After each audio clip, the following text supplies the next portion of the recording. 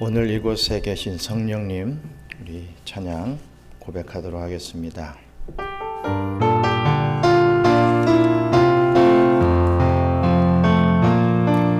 오늘 이곳에 계신 성령님, 우리에게 말씀하시고 우리를 가르치소서. 같이 우리 맘 열어주시고 주의 빛으로 밝혀 우리를 인도하소서. 주님보다 앞서지 않고 겸손하게 주님의 말씀 기다리니 주님 손에 우리를 드립니다.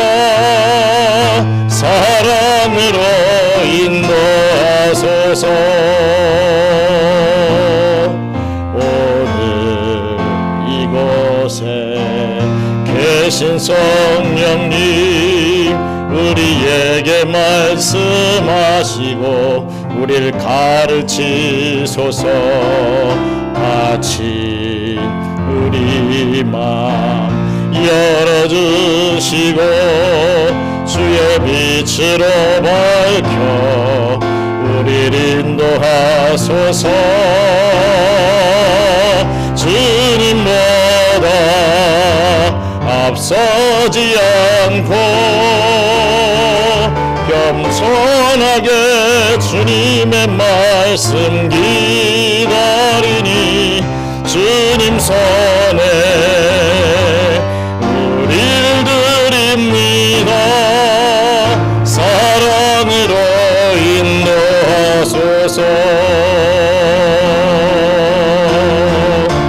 창조하신 모습 떠난 우리를 예수님 함께 잊으소서. 주님보다 앞서지 않고 겸손하게 주님의 말씀 기다리니 주님 손에 우리를 드립니다. 사랑으로 인도하소서. 주님보다 앞서지 않고 겸손하게 주님의 말씀 기다리니 주님 손에 우리를 드립니다. 사랑으로 인도하소서. 사랑으로 인도하소서.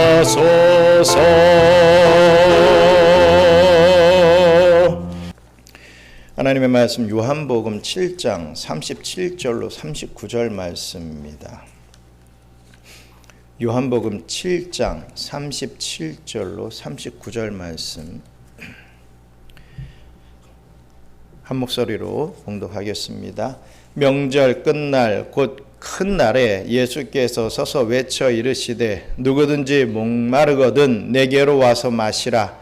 나를 믿는 자는 성경의 이름과 같이 그 배에서 생수의 강이 흘러나오리라 하시니 이는 그를 믿는 자들이 받을 성령을 가리켜 말씀하신 것이라.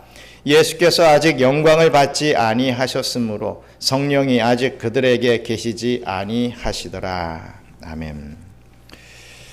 우리 예수님께서는 초막절이 되어 예루살렘 성전에서 말씀을 가르치셨습니다. 하지만 예수님의 말씀을 듣고 있던 사람들은 성경에 대해 너무나 무지했습니다. 그래서 말씀을 전하는 이 예수님을 믿지 못했습니다. 또 어떤 이들은 예수님의 말씀을 들으면서도 이해하지 못했습니다. 이들 역시 예수를 믿지 못했죠. 예수를 믿지 못하는 이들에게 우리 예수님은 예수를 믿을 수 있는 방도에 대해서 가르쳐 주고 계십니다. 바로 오늘 본문의 내용이 그것입니다. 오늘날의 불신의 세상에서 예수를 믿는 사람들은 과연 어떻게 예수를 믿을 수 있겠는가 라고 하는 것을 우리를 깨닫는 그런 복된 시간 되기를 주님의 이름으로 축원합니다. 요한복음 7장 37절로 38절 같이 또 읽겠습니다.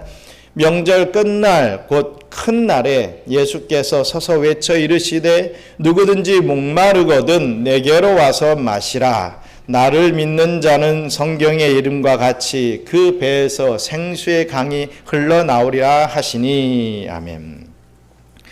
먼저 예수님께로 나아가 예수님께서 주시는 생수를 마셔야 된다라는 것이죠. 예수를 믿을 수 있는 방법은 예수님께 나가서 예수님이 주시는 생수를 마셔야 된다라고 말씀하고 있습니다. 우리 예수님께서 이 말씀을 하실 때는 언제였습니까? 바로 명절 끝날이다 라고 했습니다. 그 명절은 뭐라고 했죠? 6월절일까요? 아니었죠. 초막절이라고 했습니다.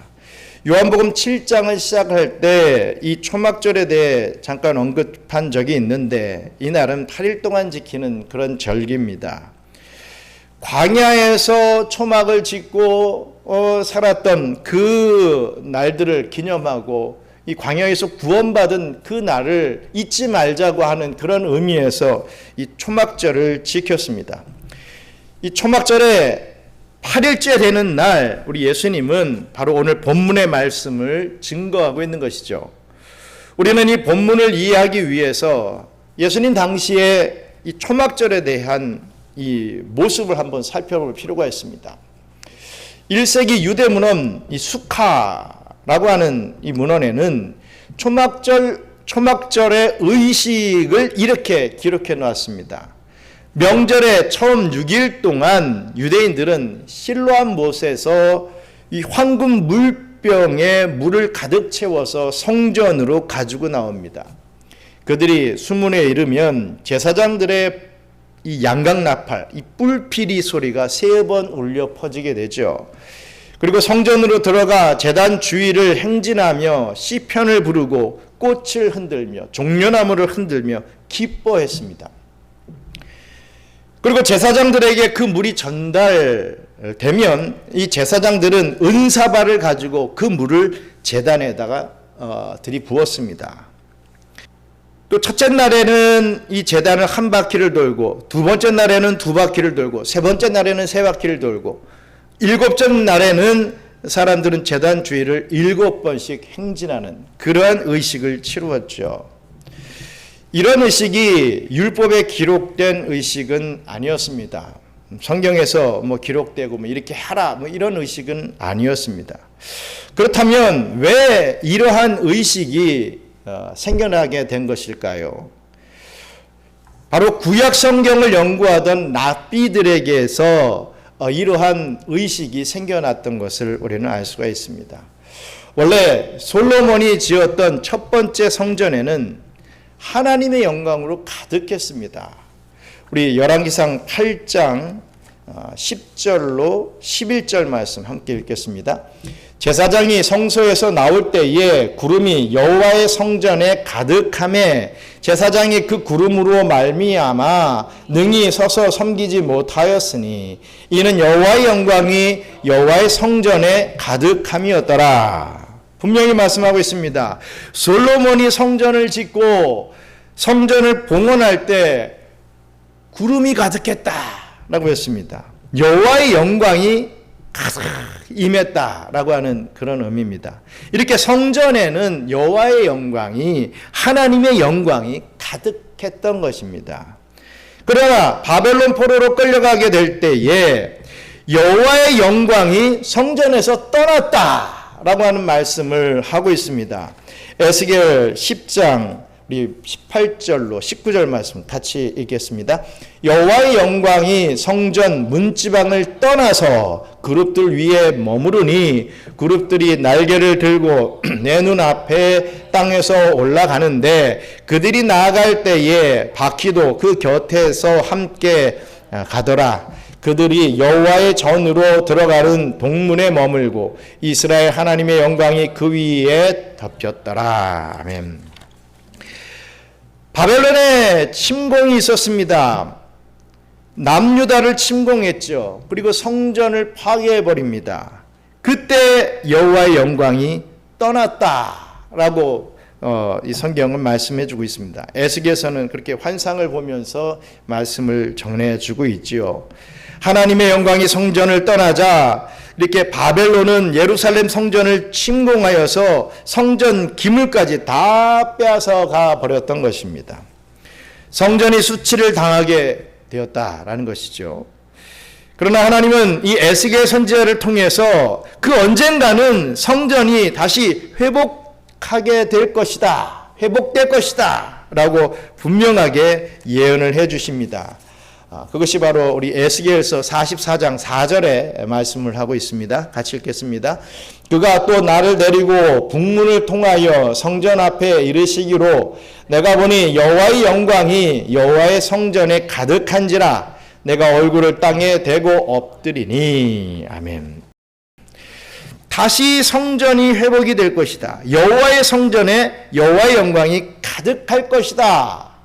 지금은 여호와의 영광이 성전을 떠났고 성전은 다 화폐하다고 했지만 다시금 성전이 지어지고 여호와의 영광이 가득하게 될 것이다 라고 예언을 해주고 있습니다. 그 영광이 다시 임한 성전의 모습을 에스겔 선지자는 또 이렇게 묘사를 합니다. 에스겔서 47장 1절 같이 읽겠습니다. 그가 나를 데리고 성전 문에 이르시니 성전의 앞면이 동쪽을 향하였는데 그 문지방 밑에서 물이 나와 동쪽으로 흐르다가 성전 오른쪽 제단 남쪽으로 흘러내리더라. 아멘. 보십시오. 성전 문지방 밑에서 물이 나왔다 라고 하고 있습니다. 물이 나와서 어떻게 온 땅을 적셨다 라고 말씀하고 있죠. 만국을 살려내는 그런 모습으로 이렇게 그려내고 있는 것을 보게 됩니다. 그래서 이 바벨론 포로 기간 40년이 지나서 이 환상을 사모하고 이 환상을 붙들었던 이스라엘 백성들이 다시금 이스라엘로 돌아와서 우리 다시 수치를 당하지 말자, 우리 다시 한번 회복해보자 라고 하는 그 열심을 가지고 다시 성전을 짓습니다. 그렇게 돼서 지은 성전이 두 번째 성전이죠. 바로 스룹바벨의 성전입니다. 그들의 의도는 정말 가상했고 아주 순수했습니다. 그러나 그 성전에도 하나님의 영광이 임하지 않습니다. 우리 그렇게 열심히 성전을 지어 놓으면 하나님의 영광이 또 탁 일어나서 그 에스겔 선지자의 그 예언과 같이 그 하나님의 영광이 임하여서 우리가 정말 기쁨으로 이 삶을 살 수 있을 텐데라고 하는 그 기대가 여지없이 무너지는 부분들을 보게 되죠. 우리 학개 2장 3절 읽겠습니다. 너희 가운데 남아있는 자 중에서 이 성전의 이전 영광을 본 자가 누구냐? 이제 그것이 너희에게 어떻게 보이느냐? 이것이 너희 눈에 보잘것없지 아니하냐? 아멘.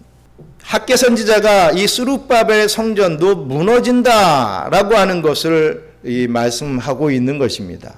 이 성전도 오래가지 못해서 헬라에 의해서 이 알렉산더 제국에 의해서 무너지게 될 것이다 라는 것을 예언했던 것이죠. 이 안디오코 에피파네스는 이 성전에 이 돼지 피를 바릅니다. 그리고 성전 안에 제우스 신상을 넣어버리고 그것을 숭배하라 라고 했죠. 이스라엘 백성들이, 이 유대인들이 제일 싫어하는 돼지 피를 성전에 완전히 다 발라버렸던 것입니다. 그리고 이 저항하는 제사장들과 유대인들을 무차별하게 학살해 버렸습니다. 그리고 이 성전은 무참히 또 파괴가 되어버리죠.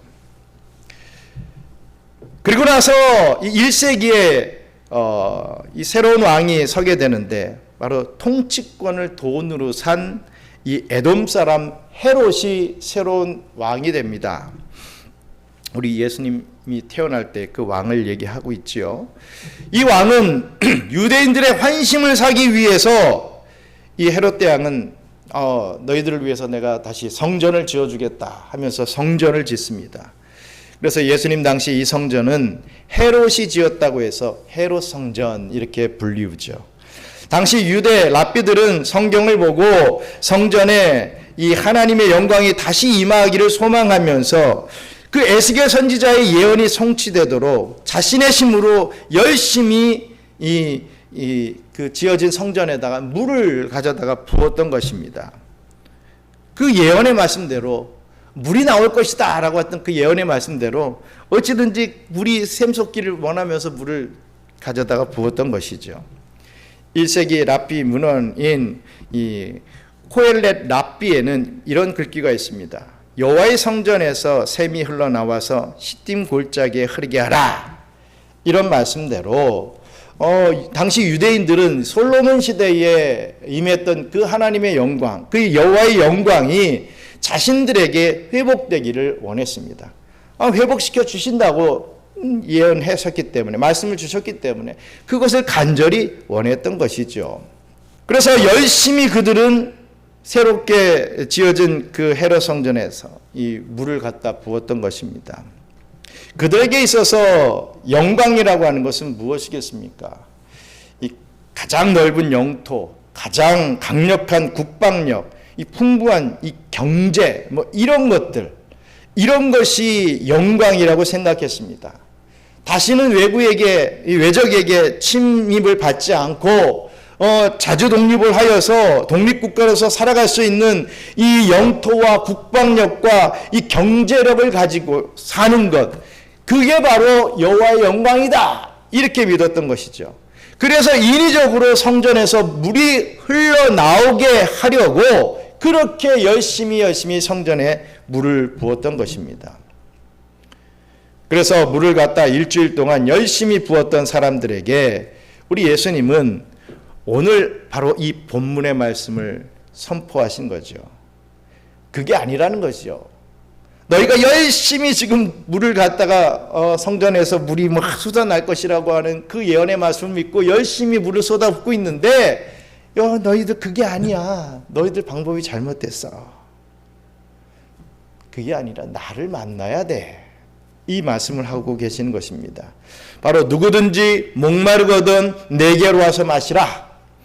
나를 믿는 자는 성경의 이름과 같이 그 배에서 생수의 강이 흘러나오리라 하시는 말씀이 의미가 바로 그것입니다. 너희가 막 인위적으로 성전에다가 막 물을 부으면서 우리에게 넓은 영토를 주세요. 우리에게 강력한 국방력을 주세요. 우리의 경제력이 좀 풍부할 수 있게 좀 해주세요. 이러면서 그런 바람을 가지고 그게 하나님의 영광인 줄 알고 정말 열심히 물을 너희가 이 초막절에 붓고 있는데 그게 아니다. 나를 만나야 되는 것이다. 이 얘기를 했다는 거죠. 예수님은 내가 그 생수를 주는 성전이다, 이렇게 말씀하시는 것입니다. 우리 예수님은 내게로 와서 마시라 라고 하셨는데 그저 예수님의 도움으로 어떤 세상의 성공과 건강과 부여와 형통의 샘을 마시고 싶은 그러한 사람들은 그것을 믿지 못했던 것입니다. 잘못 알았던 것이죠.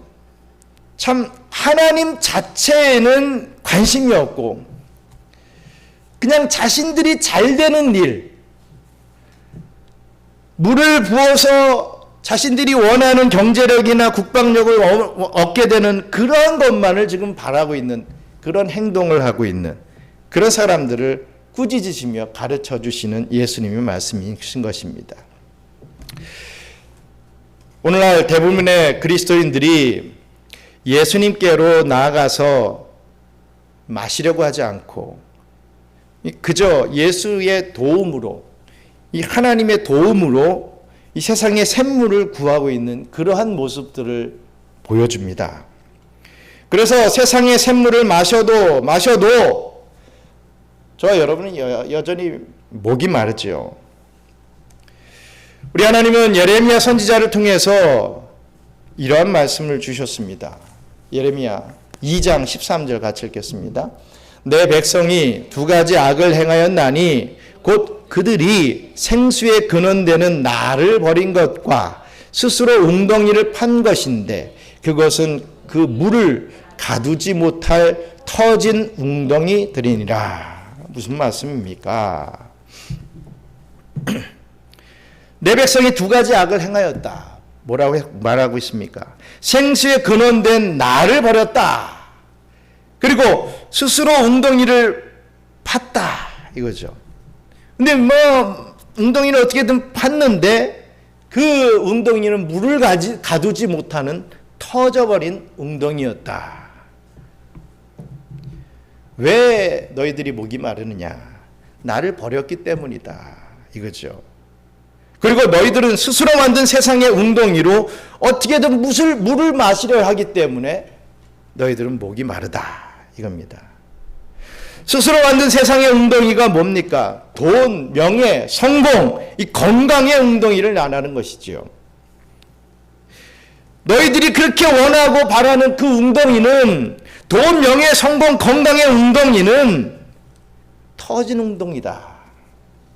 그래서 아무리 모아도 그 샘물은 흘러가 버리는 것이다. 이 말씀을 해주신 것입니다. 그러기에 우리는 예수님에게 나아가야 됩니다.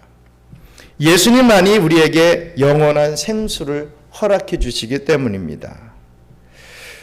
우리 예수님께서는 어떻게 말씀하십니까? 내게 와서 마시라 라고 분명히 말씀하고 있죠.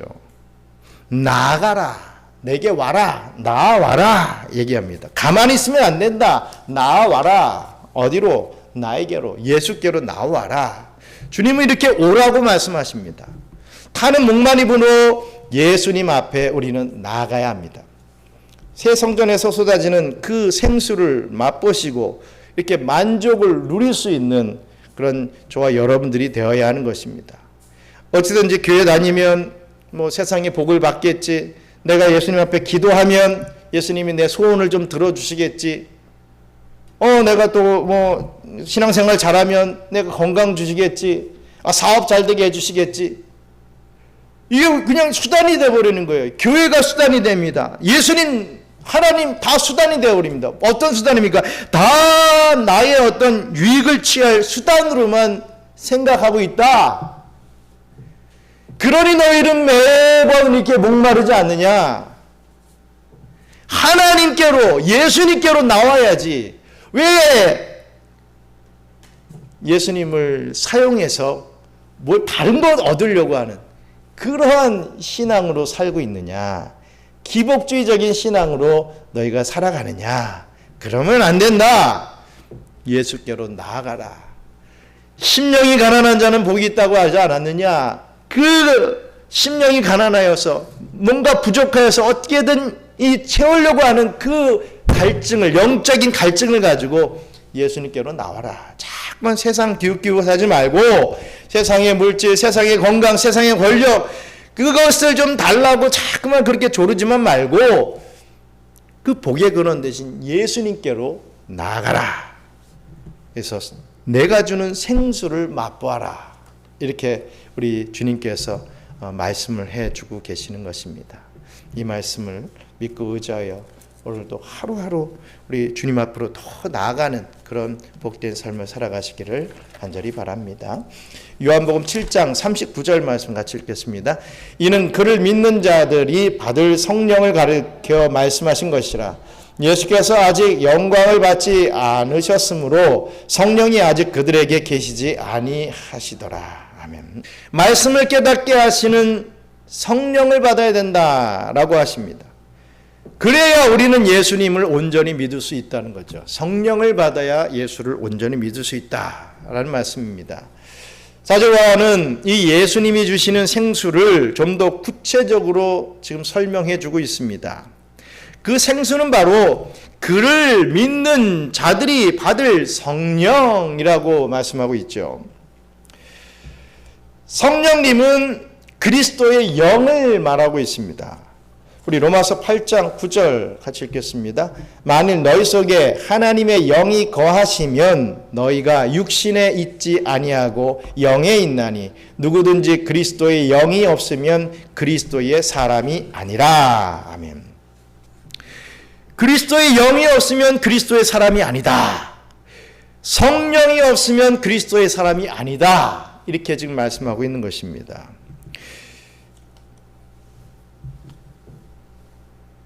여러분, 이 성령이라고 하는 것이 그리스도의 영이라고 불리는 이유는요, 그리스도를 믿을 수 있도록 돕는 분이시기 때문입니다.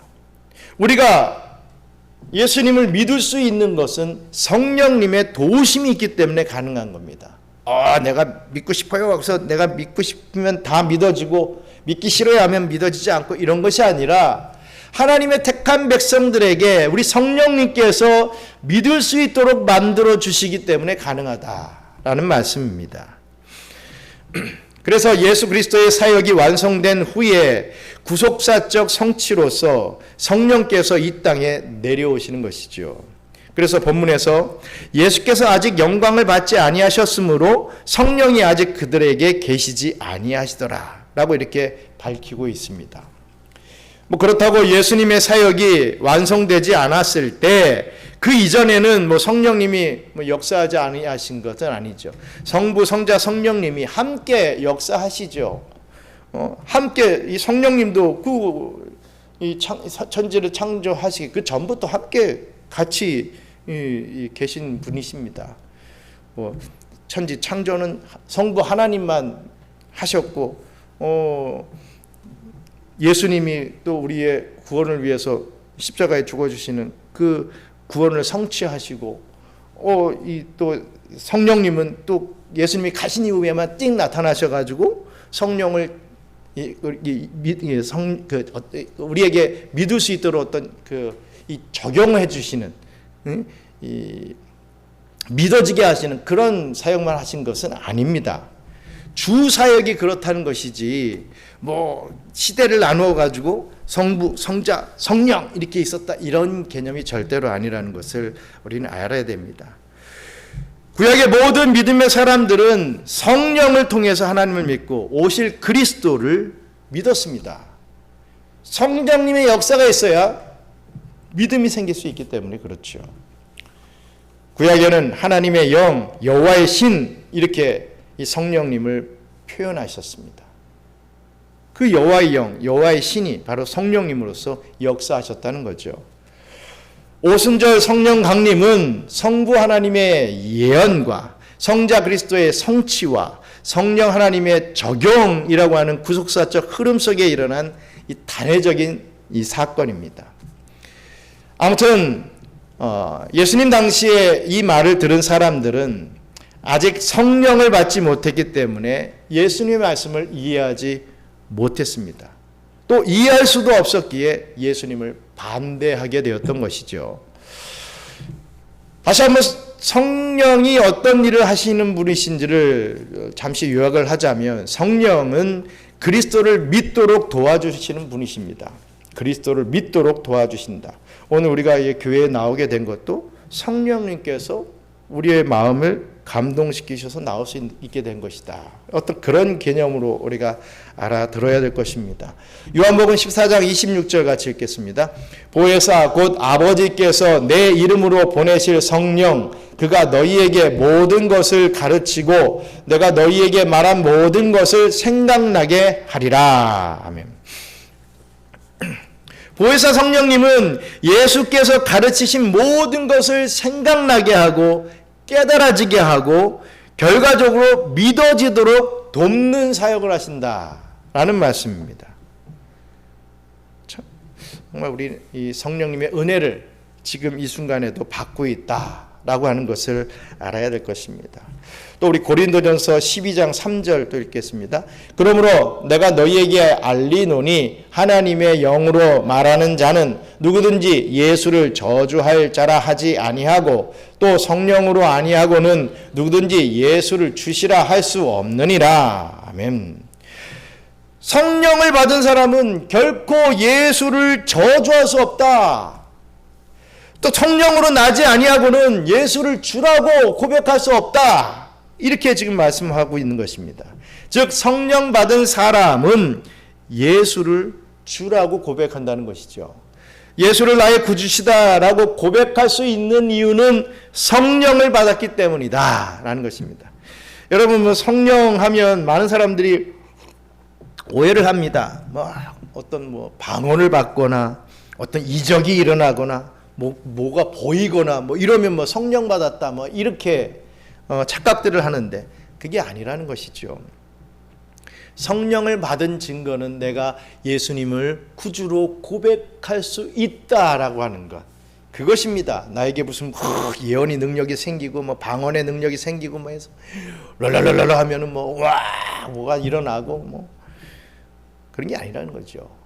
그런 것만 믿고 그런 것만 좋아하고 그런 것만 생각하면 제대로 된 신앙을 가질 수가 없습니다.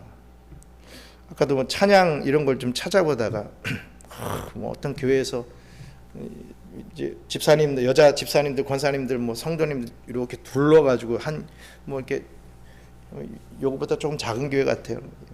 영상 찍으면서 찬양을 하는데 뛰어서 찬양을 하세요.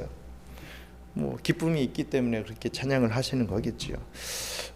하지만 막 이렇게 뛰면서 찬양하면 성령을 받은 것이고 내가 냉랭하게 이렇게 앉아서 찬양하고 있으면 성령을 받지 않은 것이다.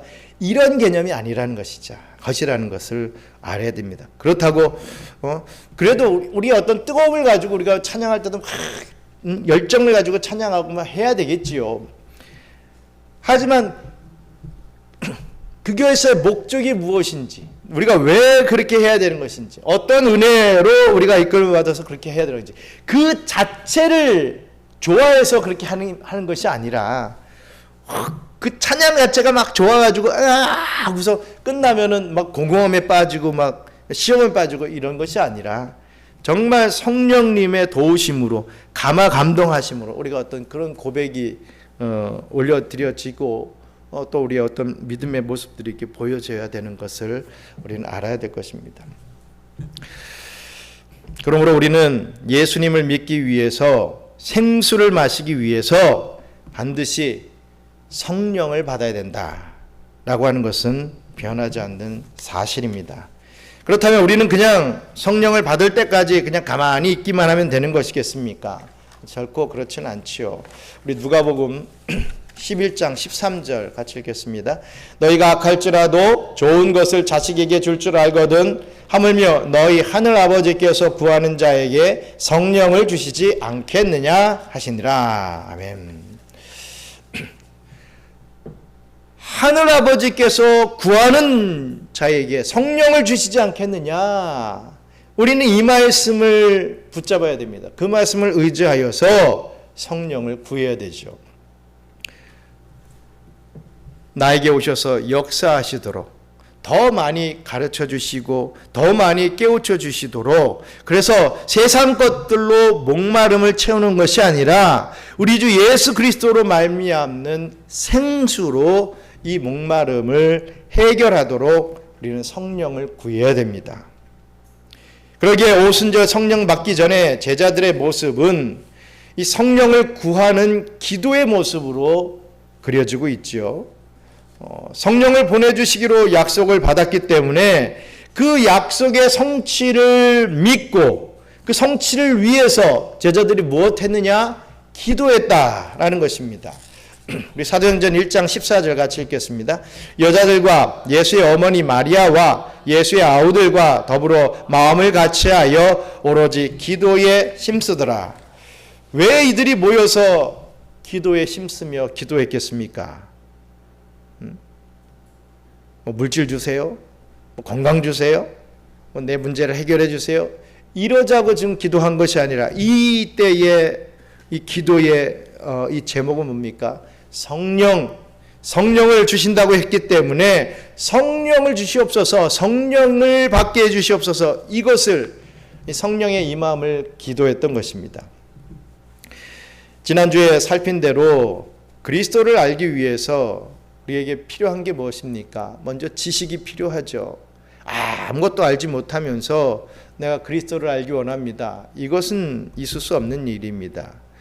그냥 무조건 산에 올라가서 이 소나무 뿌리 붙잡고서 확 흔들면서 기도하면 그리스도를 알게 됩니까? 아닙니다. 아예 더 이 귀신이 그 영혼을 지배할 것입니다. 그래서 이제 겉으로는 내가 무슨 은사를 받았다, 하나님이 뭘 어떻게 해주셨다, 이따위 짓거리는 소리들을 하겠지요. 그리스도를 알기 위해서는 지식이 필요합니다. 성경적 지식, 교리적 지식, 이 교회사적인 어떤 지식, 세상의 어떤 지식까지도 우리는 배워야 되죠. 그러나 이 지식 위에 성령이 부어지지 않으면 아무 소용이 없다는 것이죠.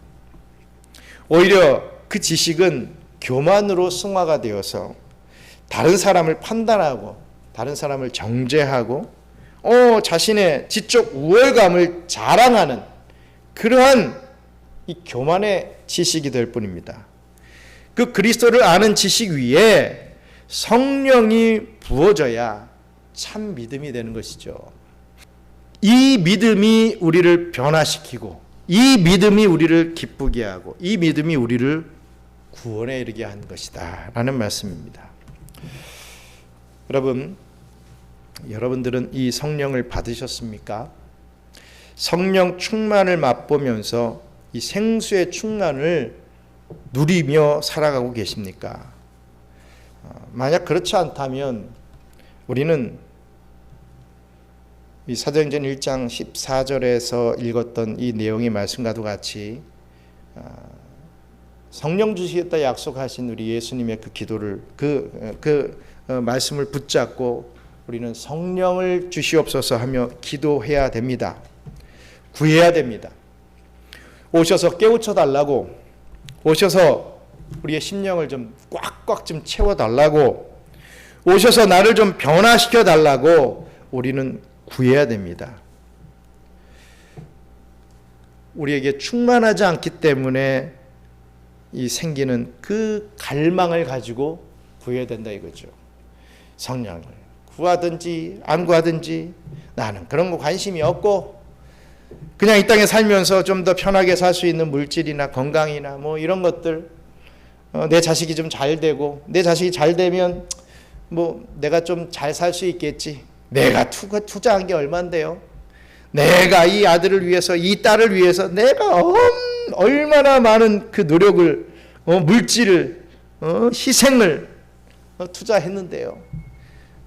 아이들이 좀 잘 돼서 노년에 좀 편안하게 살다가 가면 나는 그게 최고입니다. 이런 세상 사람들이 생각하는 똑같은 생각 가지고 우리가 살지 말고, 하나님 정말 하나님의 말씀을 좀 깨닫게 해주세요. 좀 이 심령 늘 뭔가 뭘로 채워도 또 채워도 채워지지 않는 이 심령을 좀 꽉 이 주의 은혜로 성령 충만함으로 좀 채울 수 있게 해주세요. 나의 옛사람, 이 죄가 나를 자꾸만 주장하고 내가 변하지 않습니다. 나를 좀 변화시켜 주세요. 우리는 이렇게 이 성령을 구하며 기도해야 될 것입니다. 사랑하는 우리 경양선교교회 성도 여러분, 우리 예수님은 마지막 이 초막절 마지막 날에 오늘 말씀드린 이 말씀을 주신 것입니다. 마지막 날은 8일째인데 이 당시 이스라엘 사람들은 7이라고 하는 숫자를 완전수로 여겼죠. 이건 다 아시는 말씀입니다. 그 완전수에 하나가 더해진 날짜가 바로 이 8일째라는 것이죠. 즉 하나님의 창조의 완성이 7일째 되었는데 이 8일째라고 하는 것은 새로운 창조를 의미하는 그런 날입니다. 그래서 이 아이가 태어나면요, 난지 며칠 만에 할례를 받게 하는지 아십니까? 예? 8일 만에 받게 하는 거예요. 새 창조라 이거죠. 이 아이는 그리스도의 할례, 즉 그리스도의 몸이 찢어짐으로 새 생명을 얻는 그런 새 창조에 참여한 아이다라고 하는 그러한 의미에서 이 8일 만에 할례를 줘야 되는 것입니다. 그리고 우리가 주일을 지키는 것도 안식 후 첫날이라고 했습니다. 8일째를 얘기하죠. 즉 8째 날을 주일로 지킵니다. 즉 새 창조에 참여한 사람들이 하나님을 예배하는 날이 되는 것이죠. 그래서 유대인들, 이 구약을 믿는 사람들은 안식일 날 예배를 드리죠. 안식일은 오늘날로 말하면 토요일입니다. 토요일. 근데 우리의 신약 시대의 성도들은 일요일에 예배를 드립니다. 그 의미는 예수님이 부활하신 날, 부활하심을 기념하면서 나도 부활했다라고 하는 것을 기념하면서 예배를 드리죠. 그게 바로 안식 후 첫날입니다. 따라서 예수님이 이 8일째 누구든지 목마르거든 내게로 와서 마시라 라고 하신 것은 예수께서 주시는 생수가 우리를 새로운 피조물로 만드는, 우리를 새롭게 창조하는 그런 생수이기 때문입니다. 이 생수는 성령을 의미합니다. 그런데 왜 성령을 이렇게 생수로 비유했겠습니까? 우리 에베소서 5장 26절로 27절 끝으로 읽겠습니다. 이는 곧 물로 씻어 말씀으로 깨끗하게 하사 거룩하게 하시고 자기 앞에 영광스러운 교회로 세우사 티나 주름 잡힌 것이나 이런 것들이 없이 거룩하고 흠이 없게 하려 하심이라. 아멘. 물이라고 하는 것은 우리를 씻어주는 그러한 용도로 쓰이죠.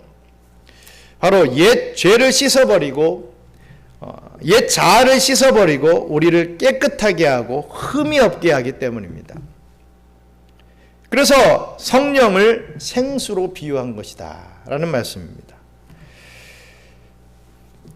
그런 성령으로 저와 여러분을 채워야 됩니다.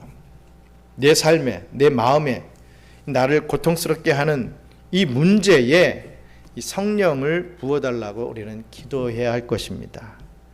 하나님은 그 기도에 응답해 주실 것입니다.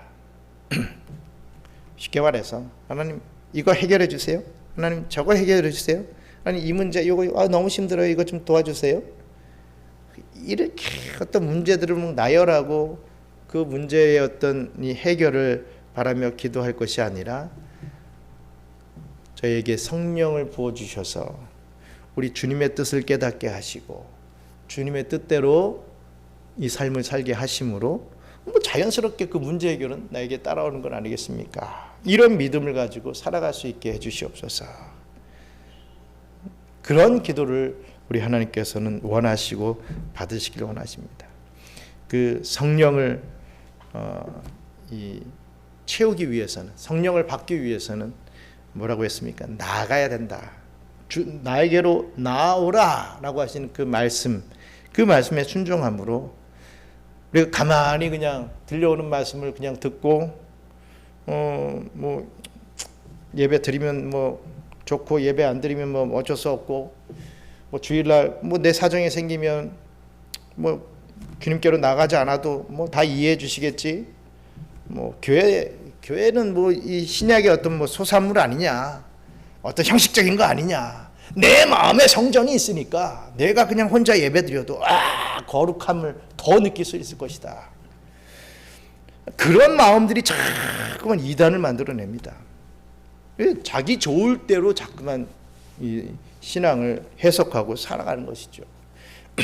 그래서 보면 제 옛날 동창도 뭐 그런 교회에 있는 것 같은데 그냥 집에서 몇 가정들이 모여가지고 그걸 교회다 하고 그 안에서 뭐 예배 드리면서 예배도요 보니까 어떤 형식 이런 것도 없고 그냥 앞에 음식 차려놓고 꼭 구역 예배 드리시듯이 이렇게 돌려 앉아가지고 뭐 거기서 뭐 특송도 하고 뭐 기도도 하고 뭐 그러고 있더라고요. 그러면서 야 우리들끼리 너무 어떤 형식에 구애받지 않고 너무 기쁨의 예배를 드리고 있다 이러면서 자랑을 하며 막 인터넷에 올리는 것을 제가 봤습니다. 물론 이제 기성교회, 기존 교회의 염증을 느낀 사람들이 어떻게든 하나님을 더 잘 섬겨 보려고 하는 그런 욕심으로, 그런 마음으로 그런 경우들을 많이 보게 되는데, 제가 늘 말하죠. 좋을 땐 좋습니다. 하지만 그러다가도 그 가족들이 뭐라도 조금 틀어지면요, 확 쪼개져 버립니다. 목사도 없고 오늘은 내가 영감 받았습니다. 내가 말씀 전하겠습니다. 내가 은혜 받은 말씀 전하겠습니다. 원하는 사람들이 일어나서 자기가 목사가 돼버리는 거예요. 그러니 뭐 책임감도 없고 어떤 깊이도 없고 그냥 내가 느낀 것을 얘기하는 거니까 이 성경의 어떤 중심이 아니라 나의 중심으로 자꾸 가지 않습니까? 처음엔 뭐 기쁨이 있고 좋지 몰라도 그 끝이 과연 어떻게 될지 여러분들은 잘 알지 않겠습니까? 주께로 나오라. 나와서 생명의 이 생수를 먹어라. 분명히 말씀하고 있습니다. 그냥 그 자리에 있고 그 자리에 앉아 있지 말고 나오라 라고 하시는 그 주님의 말씀에 의지하여서 주님, 저는 어찌든지 주님께서 허락해 주신 이 교회, 이 예배의 자리로 나아가서 성령 충만함을 받아 앞으로의 이 삶을 통하여서 하나님 앞에 영광 올려드리겠습니다. 이런 이 서운의 기도를 올려드리며 바른 신앙의 삶을 살아갈 수 있는 저와 여러분들 되시기를 주님의 이름으로 축원합니다. 우리 몇 가지 기도하고 주기도문으로 마치겠습니다. 그렇습니다. 언제든지 내 중심적인 생각으로 신앙의 삶을 살면 만족감이 없습니다. 하나님 중심, 정말 하나님의 말씀 중심이 되어야 되고, 우리 하나님께서, 우리 예수님께서 피로 값주고 왜 일부러 이런 교회를 세웠겠습니까? 심심해서 세웠겠습니까? 필요 없는 교회인데 왜 세웠겠습니까? 오늘날 많은 사람들이 이 교회에 이런 어떤 형식적인 거 이런 건 다 필요 없다 이렇게 얘기들 하고 있지만, 그것은 자기들이 좋을 대로 신앙생활을 하기 때문에 그런 얘기들을 하는 것이지, 정말 우리 주님께서 이 피로 값주고 이 교회를 세웠습니다. 교회를 중심으로 신앙의 삶을 해 나가라고 분명하게 명령하셨습니다. 그렇다면 우리는 그것을 지키면 되는 것이죠. 왜 그럴까, 왜 저럴까, 나는 이게 싫은데 저게 싫은데 하면서 자꾸 불평분만 가지고서 나 좋을 대로의 신앙생활을 사는 것은 정말 어리석은 짓이다, 행동이다. 오늘 말씀대로 주님께 나오라 했습니다. 주의 성전에서 나의 어떤 열정을, 나의 어떤 소원을 이루기 위해서 뒤따 막 물을 막 들이붓는 그런 모습의 신앙의 삶이 아니라 주님께서 주시는 그 생수, 성령 충만함을 받아 누릴 수 있는 그런 저희들 될 수 있게 해달라고, 그래서 하나님을 기쁘시게 해드릴 수 있는 그런 신앙의 삶, 또 우리의 이 신앙의 열매, 사역의 열매들을 하나님 앞에 올려드릴 수 있게 해달라고 함께 기도하겠습니다. 감사합니다. 하나님, 주님께서는 우리에게 나오라고 하시면서 주님이 주시는 이 성령을 받으라고 명령하시는 그 말씀을 듣기를 원합니다. 아버지 하나님, 우리들에게 충만히 채워주시어서 그 생수가 흐르고 넘치게 해주시고 나 아닌 다른 이들까지도 그 은혜를 체험케 하여 주시옵소서. 아버지 하나님, 그냥 내 어떤 스트레스 해소가 되고 내가 생각했던 어떤 그 주파수가 맞으면 은혜를 받고, 내가 생각했던 대로 되지 않으면 다 틀린 것이고 다 헛것이다라고 하는 그러한 생각을 버리고 나의 이 주파수를 하나님께 맞출 수 있는 하나님 중심에 나를 좀 맞춰갈 수 있는 그런 신앙을 보여드릴 수 있도록 역사해 주시옵소서. 정말 하나님 중심적인 신앙, 아버지 하나님 말씀 중심적인 신앙, 정말 교회 중심적인 이 신앙을 온전히 유지하고 지켜내어서 하나님의 영광이 이 성전에 임하는 것을 우리가 바라볼 수 있도록 역사하여 주시옵소서. 감사합니다. 하나님, 솔로몬의 성전 이후로 성전들이 계속 지어졌지만 그 성전에 하나님의 영광이 임하지 않았다라고 하는 그 말씀을 우리가 깨닫게 되었습니다. 아버지 하나님, 정말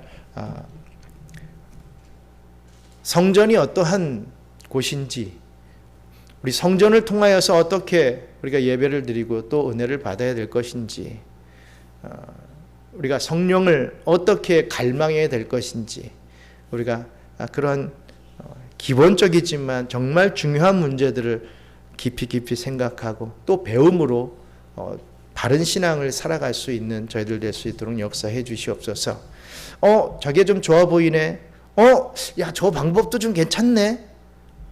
나하고 좀 다른데, 좀 저게 좀 신선하고 뭔가 도전받을 것 같고 괜찮아 보이네 하면서 자꾸만 사단이 주는 생각들을 흠모하는 그러한 저희들이 되지 않게 도와주시고, 우리들에게 주신 것, 우리들에게 있는 것, 이것부터 지킬 줄 알고 또 그 위에 성령 충만함을 받아 더욱더 하나님의 주의 일들을 잘 감당해 나갈 수 있는 저희들 될 수 있도록, 또 그 안에서 기뻐할 수 있고 그 안에서 은혜를 체험할 수 있는 저희들 될 수 있도록 역사하여 주시옵소서. 우리 또 남은 한 주간의 삶을 주님께서 주장하여 주시고, 아버지 하나님, 우리 출타했던 우리 경영의 모든 성도들 다시 돌아올 수 있는 은혜를 베풀어 주시며, 또 우리 교회와 함께했던 우리 김용호 목사님 한국에서의 삶 동안에 주님께서 큰 은혜를 베풀어 주시사 주님 맡겨주신 이 사명들을 끝까지 잘 감당하실 수 있도록 도와주시옵소서. 감사를 드리며 모든 말씀 예수님 이름으로 기도드리옵나이다. 아멘. 주기도문으로 마치겠습니다. 하늘에 계신 우리 아버지여, 이름이 거룩히 여김을 받으시오며 나라가 임하시오며 뜻이 하늘에서 이룬 것 같이 땅에서도 이루어지이다. 오늘 우리에게 일용할 양식을 주시옵고, 우리가 우리에게 죄 지은 자를 사하여 준 것 같이 우리 죄를 사하여 주시옵고, 우리를 시험에 들게 하지 마시옵고 다만 악에서 구하옵소서. 나라와 권세와 영광이 아버지께 영원히 있사옵나이다. 아멘.